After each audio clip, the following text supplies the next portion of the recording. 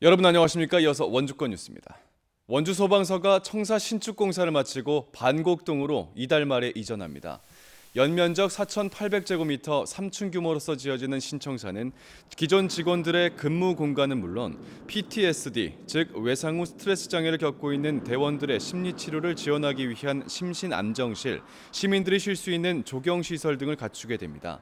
한편 현 청사 자리에 함께 있는 명륜 안전센터는 2021년 새로운 안전센터가 신설될 때까지 그대로 잔류할 예정입니다. 원주 학성동에 이어 중앙동과 봉산동이 도시재생사업 대상지로 선정됐습니다. 모두 합치면 1,000억 원 가까운 예산이 투입될 예정인데 지역별로 사업이 추진되다 보니 동반 상승을 위한 연결된 방안을 찾기 어렵다는 목소리도 나오고 있습니다.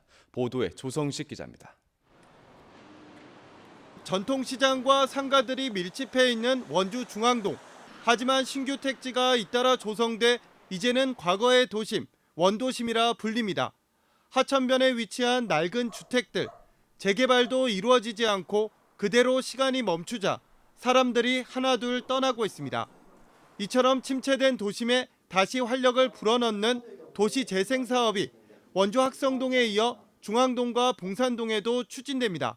세 곳을 합치면 사업비가 1,000억 원에 달합니다. 대대적인 환경 개선과 더불어 새로운 도심 기능을 찾겠다는 취지입니다. 도시재생 사업에 선정된 지역이 3개 지역이고 도시재생 사업, 공모 사업을 준비하고 있는 지역이 1개 지역인데 이 4개 지역을 서로 연계시켜서 원도심을 활성화하는데 주안점을 두고 우선 학성동은 공방거리 등 원주의 문화와 예술을 담고 중앙동은 강원 가명을 비롯한 건축 경관을 특화하며 봉산동은 주거 지원이 주요 사업입니다. 하지만 세 곳의 대상지가 인접해 있음에도 불구하고 함께 도심을 활성화할 수 있는 방안을 찾기가 쉽지 않은 상황입니다. 개별적 공모가 이루어진 데다 국토부가 이미 세부 계획을 받아 승인을 한 상태라 변경의 여지가 거의 없다는 겁니다. 사업이 확정이 되면 이것을 보완할 수 있는 특별한 방법이 없기 때문에 굉장히 경직된 사업이라고 볼 수 있는 거고요. 따라서 이 경직된 상황을 극복하기 위한 대책이 필요한데 그 부분에 좀 어려움이 있지 않을까 하는 생각이 듭니다. 현재 중앙동을 제외한 학성동과 봉산동은 아직 활성화 계획에 대한 국토부의 검토와 승인을 남겨두고 있습니다. 정부의 세심한 사업 추진이 주민 역량을 통해 도시를 재생시키겠다는 당초 취지와 상충되지 않을까 하는 우려를 사고 있습니다.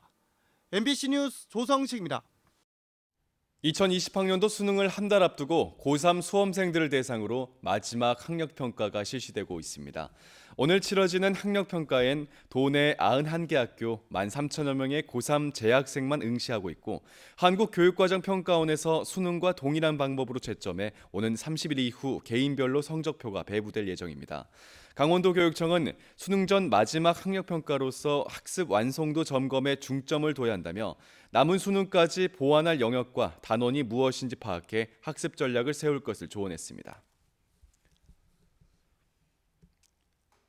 지난 주말 오대산 국립공원을 방문한 관광객들이 올해 들어 가장 많았던 것으로 나타났습니다.